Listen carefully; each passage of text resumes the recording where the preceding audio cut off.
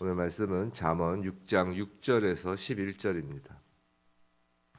잠언 6장 6절에서 11절 우리 함께 읽도록 하겠습니다. 게으른 자여 개미에게 가서 그가 하는 것을 보고 지혜를 얻으라. 개미는 두령도 없고 감독자도 없고 통치자도 없으되 먹을 것을 여름 동안에 예비하며 추수 때에 양식을 모으느니라. 게으른 자여 내가 어느 때까지 누워 있겠느냐. 내가 어느 때에 잠이 깨어 일어나겠느냐. 좀 더 자자, 좀 더 졸자, 손을 모으고 좀 더 누워 있자 하면 내 빈궁이 강도같이 오며 내 곤핍이 군사같이 이르리라. 아멘. 오늘 조금 더가 갖는 영적 중요성, 조금 더가 갖는 영적 중요성 제목으로 오늘 이 아침에 말씀을 우리가 받을 때 정말 이 말씀을 깨닫는 은혜와 또 말씀으로 삶이 실제적으로 변화되는 능력이 임하길 주님의 이름으로 축원합니다. 잠언 6장 6절로부터 11절이에요. 자, 잠언 6장에서는 지난주 이제 말씀을 드렸지만 매우 실제적인 교훈이 나오는 장이라고 했습니다. 지난주에 봤던 그 6장 1절에서 5절까지에서는 경제 활동으로서 이제 타인에게 보증을 서주고 담보를 주는 것에 대한 말씀이었죠. 오늘 6절에서 11절까지는 이제 나태와 게으름에 대한 교훈의 말씀이 나오는 것이에요.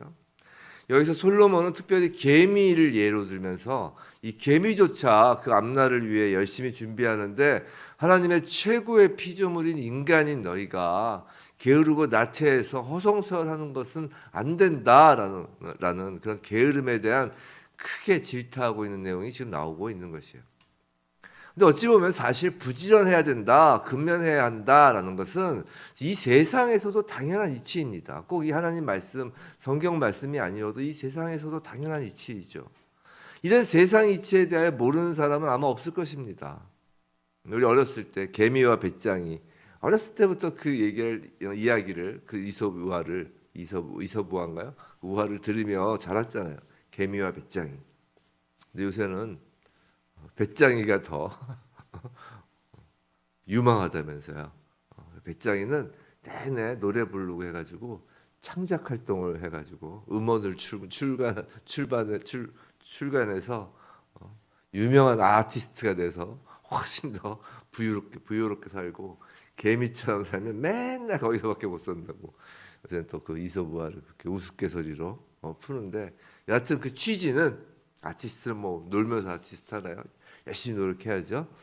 그 취지는 열심히 일하고 열심히 성실히 살아야 된다는 거잖아요. 이걸 모르는 사람은 없습니다. 사실 성공을 위한 여러 가지 책들, 여러 가지 정보들이 쏟아져 나와도 그것들을 보면 별반 새로울 것이 없어요. 어떤 책, 어떤 뭐 유튜브의 어떤 그런 제목은 그 목차만 봐도 무슨 말 하려는 것인지 알 수 있고 심지어 제목만 봐도 이렇게 알 수 있어요. 무슨 말이냐면 사람들이 성공의 방법, 올바른 삶의 태도와 방법을 모르는 것이 아니라는 것이에요. 그런 말이 있잖아요. 모든 것을 유치원 때 다 배웠다. 우리가 배워야 할 것은 유치원 때 다 배웠다라는 말이 있잖아요. 그런 것처럼 우린 다 압니다. 하지만 아는 것과 행하는 것은 다르죠. 많은 사람들이 아는 대로 살지 않는 것이에요. 그것이 게으름과 나태함 때문이라는 것이에요. 그런데 성도는 세상 사람들보다 더 부지런히 움직여야 하는 사람들입니다. 왜냐하면 우리에게는 주님의 몸된 교회를 섬기면서 동시에 세상 속 일터에서 자신에게 맡겨진 일을 해야 하는 이중적 직무가 맡겨져 있기 때문이잖아요. 세상 속 일터 또한 세상에 우리를 보내어 하나님께서 맡기신 소명입니다. 교회와 일터가 모두 중요한 것이에요. 상황이 그렇다 보니 성도는 최소한 세상 사람들보다 2배로 부지런해야 한다는 것이에요. 최소한. 교회에서는 인정받지만 사회에서는 인정받지 못하는 사람이 되거나 이것도 문제예요. 또 세상 일에만 너무 열심을 내는 그래서 주일만 나오는 그 썬데이 크리스찬 주일만 내가 교회 잠깐 나갔다 오는 그 1시간 반 예배 드리는 것으로 내가 교회 하나님 나라의 교회에서 맡겨진 그 모든 일을 다 했다라고 하는 그 무늬만 크리스찬이 될 수도 있는 것이에요. 자, 7절에서 솔로몬은 개미에게 두령도 없고 감독자도 없고 통치자도 없다고 합니다. 근데 사실 개미 사회에도 역할 분담이 있다고 해요. 뭐 일하는 개미가 있고 또 다른 개미가 막 열심히 일하는 사이에 좀 쉬면서 힘을 비축하는 개미도 있다고 합니다. 뭐 근데 여기서는 이 성경 말씀에서 어떤 개미의 그 생존 방법을 생물학적으로 지금 살피자는 것은 아니에요. 지금 핵심은 뭐냐면 두령, 감독자, 통치자가 없다는 것입니다. 즉 자발적이고 의지적인 부지런함을 지금 강조하는 것이에요. 특별히 성도에게는 2배로 노력해야 된다고 했죠. 이거는 의지적인 노력이 필요해요. 자발적인 노력이 필요합니다. 자, 사실 개미를 보면 그 활동이 본능적으로 행하여지는 거잖아요. 하지만 사람은 본능적으로 사는 존재가 아닙니다. 개미가 8절처럼 여름에 먹을 것을 모아두는 것, 그 모아두는 것도 사실은 자연 환경에 적응하여 본능적으로 하는 거라고요. 하나님은 사람을 제외한 나머지 피조물들은 본능으로 생존하도록 창조하셨어요. 배가 고프면 먹어야 되고 환경이 변하면 그 환경의 변화에 맞춰지도록 설계하신 것입니다. 그래서 급격한 환경 변화가 있으면, 어떤 환경 변화가 있으면 그 다른 피조물들은 그 개체의 모습도 변하고 하물며 개체 수까지 조절되도록 하신 거예요. 하지만 사람에게는 환경에 본능으로 우리가 그것을 대응하도록 창조하시지 않았다고요. 하나님은 사람을 하나님의 대리인 청지기로 세우셨잖아요. 사람을 창조하시고 모든 피조물을 다스리라고 하였지, 즉 환경을 다스리라고 하였지 피조물 때문에 사람이 적응하라고 하지 않으셨다고요. 본능을 본능적으로 적응하라고 하는 것이 아니라 그 피조물을 다스리라고 했다고요. 환경을 다스리도록 창조된 것이 사람이라고요. 환경에 의하여 지배받는 것이 아니라. 하나님의 형상을 따라 지으셨고 사람을 유일하게 생령이 되도록 하셨어요. 이 생령이란 제가 자주 말씀드렸지만 living soul, 살아있는 혼입니다. 모든 피조물 중에 오직 사람만이 living soul이에요. 이성과 지성과 자유의자를 가지고 환경을 창조적으로 개척해 나갈 수 있도록 만드셨다는 것이에요. 즉 사람에게 소위 크리에이티브한 능력을 주신 거라고요. 창조주는 유일하신 하나님이시죠. 근데 하나님은 하나님의 형상대로 사람을 만드심으로 사람에게 창조주는 아니지만 창조적인 일을 할 수 있는 그 리빙 소울을 주신 거라고요. 크리에이티브한 능력을 주셨다고요. 성도 여러분, 성도란 예수를 믿어 거듭남으로 자유의지가 회복된 자예요. 아담의 죄로부터 시작된 그 죄 아래 놓인 사람들은 그 자유의지, 그 참된 자유를 잃어버린 사람들이잖아요. 그 잃어버린 참된 자유가 회복된 자들이 바로 거듭난 성도들이라고요. 죄 아래 놓인 사람들은 배고프면 먹을 것을 구하는 그 본능적인 삶을 추구하고 또 누가 강제로 시키면 일하면서 노예와 같은 삶을 삽니다. 애굽에서의 그 이스라엘 백성의 노예와 같은 삶이라는 건 다른 게 아니라 시키면 일하고 시키지 않으면 일 안 하는 그 상태가 노예인 거예요.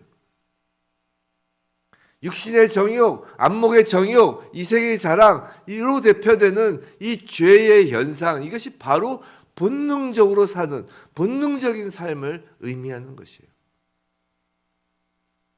하지만 예수를 믿어 참된 자유가 회복된 그리스도인은 더 이상 그런 본능적인 삶으로 살 수는 없는 것이에요. 그래서 예수님도 우리에게 무엇을 먹을까, 무엇을 마실까, 무엇을 입을까 구하는 것은 이방인들이 구하는 것이니 너희는 하지 말라고 하시는 이유가 너희들이 이제 본능적인 그 차원이 아니라는 것이에요. 거듭났기 때문에 이제 자유의지로 너희 이성과 지성으로 정말 하나님의 형상대로 그런 본능적인 삶으로 살지 않을 수 있다라는 것이에요. 그런 것을 구하지 말라는 것이에요. 그보다 차원 높은 삶, 바로 크리에이티브한 삶을 추구하여야 한다라는 것입니다. 누가 시켜서 감독해서 하는 그런 노예의 삶도 아니고 육신의 배고픔과 갈증이 원인이 되어 그 육신의 정욕, 이생의 자랑, 안목의 정욕으로 그것이 원인이 되어 일하는 것도 아니라는 것이에요. 하나님이 맡기신 이 피조 세계를 다스리기 위해서 일하는 것입니다. 하나님의 자녀로서 아버지의 왕국을 다스리는 것인데 그 일을 게을리할 수 없다는 것이에요. 하물며 개미도 하나님이 주신 본능으로 여름 동안의 겨울을 예비하는데 이성과 지성 자유의지를 받은 그리스도인이, 하나님의 형상을 닮은 그리스도인이 그 하나님으로부터 받은 그 달란트, 하나님으로부터 받은 그 크리에이티브한 능력, 그 이성과 지성을 가만 놔두는 것은 우리를 향한 하나님의 그 창조의 일하심을 모독하는 것이라는 것이에요. 하나님이 우리에게 주신 하나님의 형상을 따라 피조세계를 다스릴 능력을 가만히 놔두는 것은 죄입니다.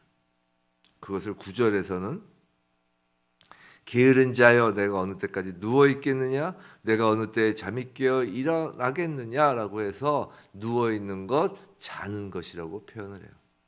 그리고 10절 보시면 좀 더 자자, 좀 더 졸자, 손을 모으고 좀 더 누워 있자라고 합니다. 그래서 좀 더를 3번 반복하고 있어요. 매우 중요하다는 것이죠. 오늘 설교 제목이 뭐였죠? 조금 더가 갖는 영적 중요성이에요. 매우 중요하다는 것이에요. 이 좀 더가. 이제부터 본격적인 주제입니다. 자, 앞에서는 열심히 일하자. 하나님이 주신 청지기로서의 삶을 우리는 열심히 살아야 된다. 본능의 삶이 아니고, 그 다음에 누가 시켜서 하는 것도 아니고, 정말 오직 하나님의 자녀로서 하나님 나라의 일을 하는 것이다. 우리가 일터에서나 교회에서나 열심히 해야 된다. 그 이야기였다면, 이제 좀 더 어떻게 그 일을 하는 것인지에 대해 우리가 좀 더 정말 살펴보겠습니다. 성도 여러분, 인생은 말이죠. 제가 인생을 많이 산 건 아니지만 좀 더로 바뀝니다. 우리는 무슨 드라마 같은 극적인 것으로 인생이 변화되기를 기대할 수 있어요. 그리고 사실 그런 일이 일어나기도 가끔 하죠. 누군가에게는. 하지만 실제로는 인생의 중요한 것은 조금 더, 이 좀 더로 결정되는 것이에요. 우리는 대단한 것을 결심하고 대단히 큰 일을 실행하려고 하지만 정작 중요한 것은 작은 것에 있습니다. 자, 좀 더 자자라고 합니다. 이 좀 더 자자의 그 방향만 바꾸어 좀 더 노력하자라고 바뀌면 된다는 것이에요. 자, 잘 들어보세요. 사탄은요, 하나님의 자녀가 하나님으로부터 받은 그 아까 말씀드린 이성과 지성과 자유의지를 발휘하여 하나님 나라의 일을 하는 것을 제일 싫어합니다. 그래서 우리에게 어떤 생각을 사탄이 불어넣는 거냐면 좀 더 자자, 좀 더 졸자, 좀 더 누워있자라는 생각을 불어넣는 거예요. 이것이 무언가요? 죄 아래 놓여서 본능으로 살던 시절 좀 더 자자, 좀 더 졸자, 즉 육신의 욕망으로, 이생의 자랑으로, 안목의 정욕으로 살던 그 시절로 돌아가게 하라는 것이에요. 사탄은 우리를 느닷없는 큰 충격으로 공격하기보단 좀 더라는 작은 게으름으로 서서히 무너뜨리는 것입니다. 지속적이고 집요하게 말이에요. 좀 더 자자라는 마음을 들게 합니다. 죄의 반복도 마찬가지죠. 이번을 마지막으로 한 번만 더, 이번이 마지막이야, 이런 식으로 한 걸음씩 죄의 늪에 빠지도록 하는 것이에요. 반대로 그럼 성령은 어떻게 우리를 도우실까요? 물론 갑자기 큰 충격, 그런 어떤 큰 변화를 주실 수도 있어요. 갑자기 말이죠. 하지만 대부분의 경우, 많은 경우 좀 더라는 작은 발걸음을 옮기도록 도우십니다. 확 성령 체험에서 확 바뀌는 그런 경우도 있지만 대부분의 경우는 잔비에 이슬에 옷 젖듯이 조금씩 옮기시는 거예요. 성도 여러분, 성령 충만은 사실 어느 날 갑자기 하늘이 열리고 우리 인생이 천지개벽하는 것이 아니에요. 어느 날 갑자기 슈퍼맨으로 바뀌어 있는 것이 아니라니까요. 예수를 믿었다고 어느 날 갑자기 하늘을 날고 슈퍼맨으로 바뀌어 있는 것이 아니에요. 어느 날 갑자기 전혀 거짓말도 안 하고 어느 날 갑자기 너무 착한 사람이 되어 있고 그렇지 않단 말이에요. 매일 한 걸음 한 걸음 주님이 정하신 그 방향으로 걸어가도록 계속 훈련시켜 주시는 것이 성령 충만이에요. 성령 충만이란 어떤 극적인 드라마틱한 것이 아니라 매일의 훈련이라고요. 뒷걸음치려고 할 때 좀 더 앞으로 걸어가 나가도록 하는 것이 성령의 충만하심입니다. 생각해 보세요. 이스라엘 백성이 애굽에서 나왔을 때 하나님은 그들을 구름에 태워서 단번에 가나안 땅으로 옮기실 수 있었을까요? 없었을까요? 있었어요. 하나님의 능력으로 못하실 게 뭐가 있어요? 하지만 그렇게 안 하셨다고요. 만약 그렇게 하셨다면 더 극적인 효과를 거두셨을 거예요. 가나안에 있던 이방인들은 다 하늘에서 떨어지는 그 이스라엘 백성을 보고 다 놀라서 다 도망쳤을 것이니까요. 구름에서 내려오는. 전쟁도 필요 없었을 거예요. 하지만 하나님은 그렇게 일하시지 않으신다는 것입니다. 이스라엘 백성들로 하여금 매일 조금 더 앞으로 전진하게 하신다고요. 구름 기둥과 불 기둥을 저 멀리 가나안 땅에 높이 세우시고 야 이곳 바라보고 그대로 너희들 달려와라고 하시지 않았단 말이에요. 바로 앞에서 구름 기둥과 불 기둥으로 조금씩 인도하셨다. 왜냐하면 하나님은 그렇게 이스라엘과 함께 하시는 방식을 택하신 거라. 하나님이 우리를 구원하신 건 우리와 함께 하시기 위하심이지 우리를 엄청난 슈퍼맨으로 만들기 위하심이 아니라고요. 성도 여러분, 좀 더 자자는 그 좀 더라는 삶에 사단이 함께하는 것이고 좀 더 나아가자라는 그 좀 더의 삶에는 하나님이 함께하시는 거예요. 우리가 아주 작은 움직임에 하나님이 함께하시는 것이고 작은 움직임에 사탄도 함께할 수 있다는 것이에요. 하나님은 우리의 이성과 지성과 자유의지를 가지고 자발적으로 무슨 큰 일을 해낼 것을 요구하지 않으십니다. 작은 발걸음을 옮기기 원하시는 거예요. 제 예를 들게요. 어린아이가 처음 걸음마를 배울 때 생각해 보시면 딱 맞습니다. 우리는 어린아이였잖아요. 오늘 처음 시작할 때 부른 찬양처럼 어린아이와 같은 우리. 부모는 바로 아기의 바로 앞에서 아기가 넘어지면 바로 뛰어올 수 있는 그 거리에서 아기가 한 걸음을 뗄 때마다 손뼉을 치고 응원을 해줍니다. 어느 부모가 걸음마를 배우는 아기한테 아기 앞에서 저 멀리 100m 떨어져 가지고 망원경 보면서 야 여기까지 뛰어오라라 라고 하는 부모는 없다는 것이에요. 좀 더라고 응원하고 부모의 품으로 달려올 수 있는 그 정도 거리에서 응원을 하고 그렇게 아기가 걷다가 부모의 품에 딱 안기는 것입니다. 안아주시는 거예요, 부모님. 근데 아기가 안 걷고 아무리 박수를 치고 뭐래도 좀 더 자자, 좀 더 눕자라고 하고 그냥 누워만 있으면 그 아기는 걸음마를 배울 수 없는 것이에요. 성도 여러분, 오늘의 작은 게으름의 이 방향을 작은 부지런함으로 그 방향을 바꾸시기 바랍니다. 어떤 큰 것 한 방이 아니라 작은 노력, 작은 부지런함으로 한 걸음을 내딛길 원합니다. 지금 우리의 삶에서 매우 작은 것이라고 여겨지던 그 작은 시간들이 모여서 1년이 되고 2년이 되고 5년이 되고 10년이 되고 인생이 되는 것이에요. 그 작은 시간 안에서 작은 것으로 여겨졌던 것부터 게으름에서 부지런함으로 바뀌는 것이 바로 성령의 인도하심과 성령의 충만하심인 것이에요. 그렇게 우리는 하나님의 자녀로 훈련되는 것입니다.